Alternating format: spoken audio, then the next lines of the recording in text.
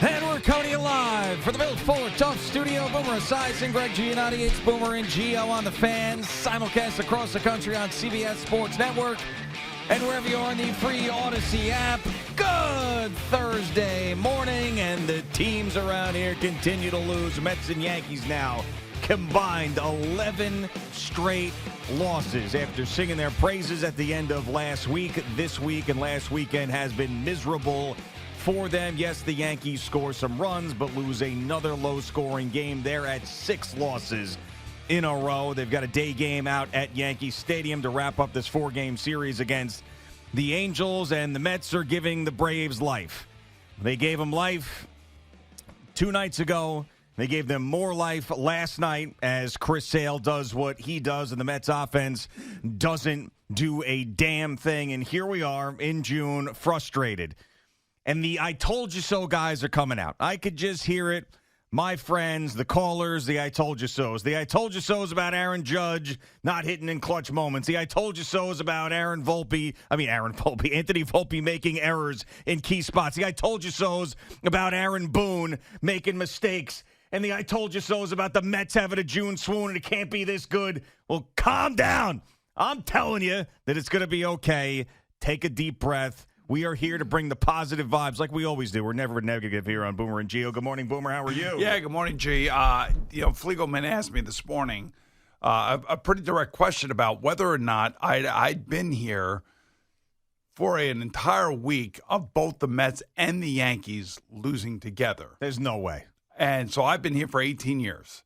And I wouldn't remember. I have no idea if there's been a week since I've sat in this chair where both of these teams have lost every night of the week that I was able to come in the next morning and discuss. Now, has anybody brought that up yet? I'm sure that one of these baseball writers has said this is the first time since the Yankees and Mets lost a combined 11 games since. It may be the first time ever. I mean, it's really, really hard to do. I would think it'd be pretty rare. Especially with the success that the Yankees have had consistently forever.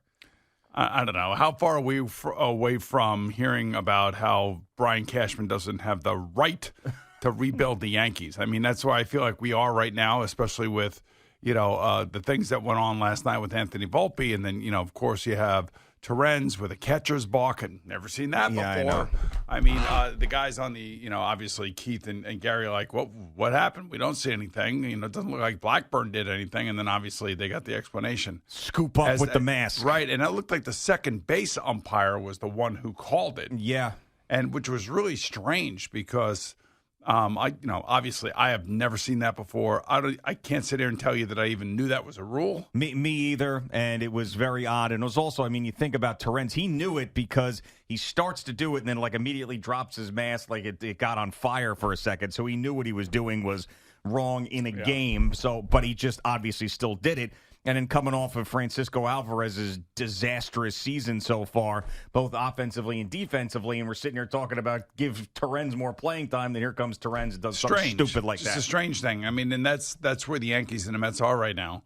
Their offenses are not good enough to overcome their defensive lapses.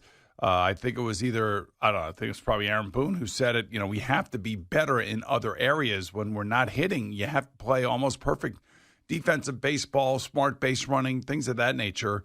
And it's interesting that, Aaron Boone is, obviously going to start feeling a lot of the pressure from the fan base just simply because that's the way it works around here. You lose, you have losing streaks, your team looks disinterested, your team makes mistakes, your team strikes out a lot.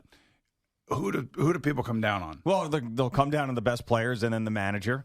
For sure. So I think that I've been through this way too many times. Yeah, well, of course. It's way too early for this kind of crap. Yeah. But, at the same time, it's 11 straight between the two teams is abnormal. The only thing that really concerns me, there's two things I think are big issues for both teams.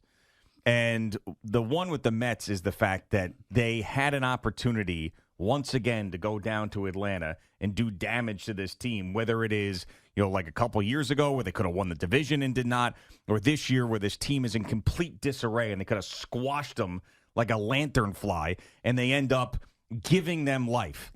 Just the way that the game ended on Tuesday night and then the way that the game started last night, it's like, okay, here we go. We gave the Braves the smelling salts that they needed to get going. So that's what really pisses me off about what's going on with the Mets. Say the same thing for the Yankees and the Red Sox. True, but then the Red Sox trade Devers. We'll see how that ends up working out. But yes, over the long haul. And then with the Yankees, Aaron Judge, obviously, when he struggles, the offense struggles as a whole. He, of course, will come out of it. He'll have a great offensive season. We'll see what he ends up doing in the postseason. But the fact that... I know what the problem with the Yankees is. What's that? Chase rate. Oh, chase rate. Yeah. Chase rate's terrible. I mean, when, and I was listening to those guys last night, and they were talking about chase rate. They love talking about chase rate. And, they had one of the best chase rates the first, 50 games? Oh, yeah. And then they're the best offense over the 50 games. Yeah, right. In the last 6 or 7 games, they've had the worst chase rate. Well, I think that goes There you hand go. in I hand. mean, I think that speaks volumes. But chase rate has nothing to do with making defensive plays. Well, yeah, so that's where I was going with the Yankees. And Volpe's offensive struggles since coming up have been well documented, and now his defensive struggles in key situations are well documented. We talk about, guys having yips and guys clamming up in certain situations, like Pete Alonso tossing the ball to a pitcher at first base. Anthony Volpe in clutch moments when the ball gets hit to him, he loses it. I mean, it's bizarre. He's a great defensive player when it's like the first, second, third, fourth inning.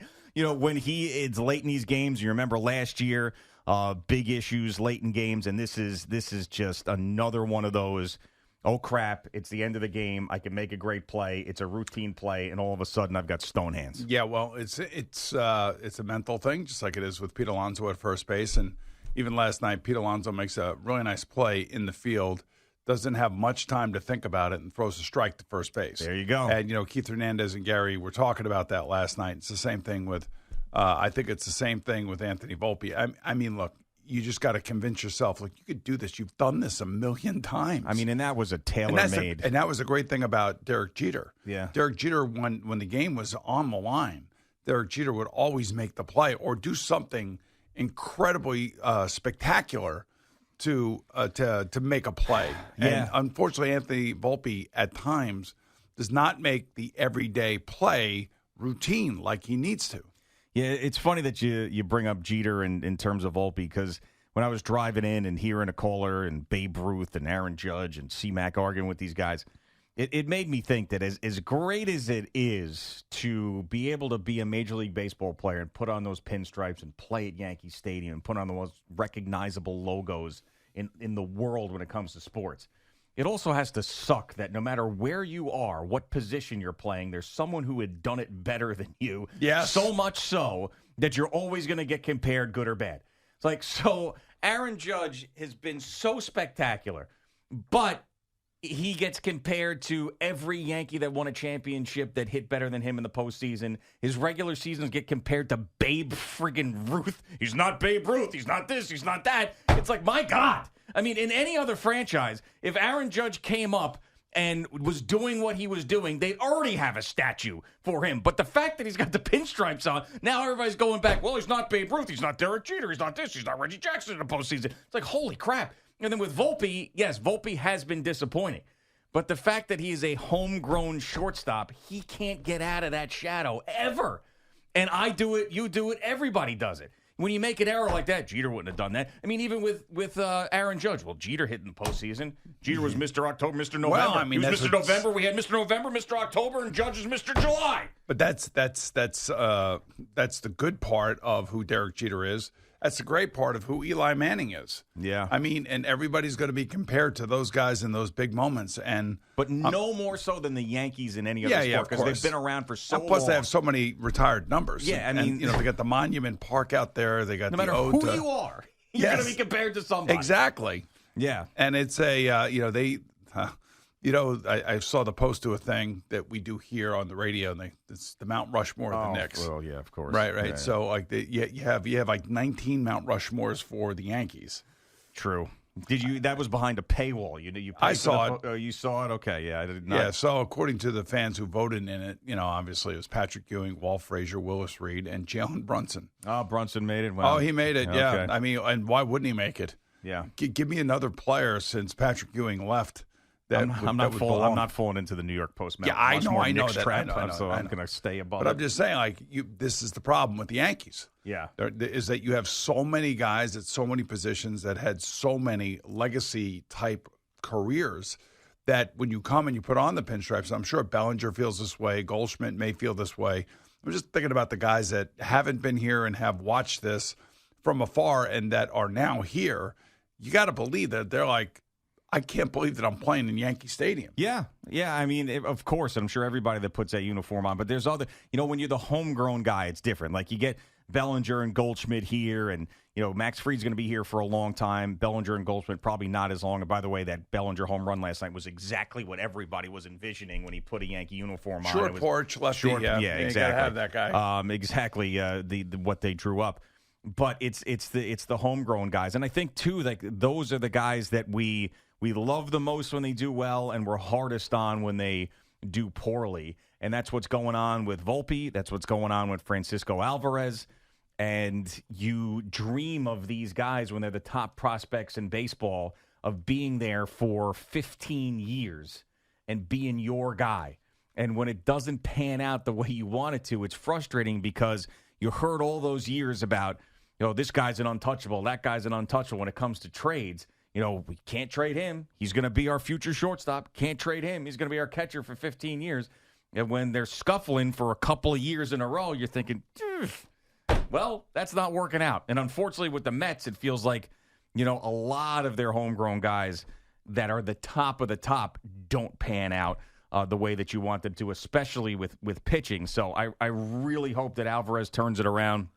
And Volpe at this point, man, I don't want the pressure and the noise to get to him because he's a New Jersey guy who's the Yankees shortstop, for God's sakes. It's all he ever wanted to do. And he's really at a crossroads right now of where his career is going to go. I mean, that's a fact. And I'm not saying that it's over. I'm not saying that he's done. But from here to the end of the season is going to determine if his future is going to be in that uniform or somewhere else. Well, he got off to a great start this year, and everybody seemed to be pretty happy with the it. torpedo bat. Remember with that the torpedo conversation? bat and all that other stuff. And what happened to those things? Yeah, they're still there, actually, but nobody seems to be talking about them. But, and I think he goes through, big shifts offensively. There'll be a week where he'll have, 7 hits in a week, and then there'll be like 2 weeks where he has 3 hits. So as long as he plays a solid defensive shortstop, that's the key. The metrics for him, like he can be a run producer. There's no question about it. But he cannot be a defensive liability. Especially in big thing. Moments. I mean, but that's the thing. He's got that reputation now, and it's unfortunate. And the only way he can get out of it is to play his way out of it. I don't see them having an alternative at the moment. So he's not under. I don't believe any under pressure to lose his job right now. No. It would have to be much worse. Yeah, but I'm just talking about his future as someone that's a building block for the Yankees going forward, which he always was. I mean, and now that's being called into question. Right. All right. So we were just talking about the Yankees. We talk about all those great numbers, the legacy, the Yankee Stadium, the brand, and the brand is an awesome brand. And if you would say who are the top 5 or 6 brands. Don't blow the Lakers topic with 3 minutes before the break, please. No, I'm just asking you, like, where would you put the Yankees in terms of branding? Like, they have to be number 1. Yeah, for sure. Yes, absolutely. Yep, indeed. I would always do that. The Cowboys. Well, I mean, the Yankees just because they've been around the longest and there's the most history with the great players in America's pastime going back. But, I mean, I do think that the Dallas Cowboys now, where the NFL is in relation to the rest of the sports has to be right at the tip of everybody's tongue. When I think of legacy franchises and I think of legacy players and managers and, owners that have stood the test of time, I mean, I don't know what to tell you.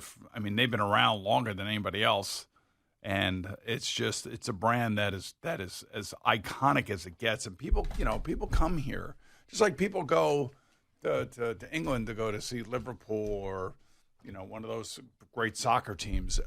People come here to go see Yankee Stadium and to see Yankee baseball. That's right. I mean, millions of tourists do that, and without a doubt, as we'll get into it a little bit later, when the Bus family sells the Lakers for $10 billion. You can't tell me that Steinbrenner group chat wasn't humming yesterday. You can't tell me that the Yankees Steinbrenner group chat wasn't humming. So we will get into that a little bit later. We got CeeLo in today. Al is also out, so we are chugging along on this Thursday morning with more losses from the Mets and the Yankees. CeeLo will detail that.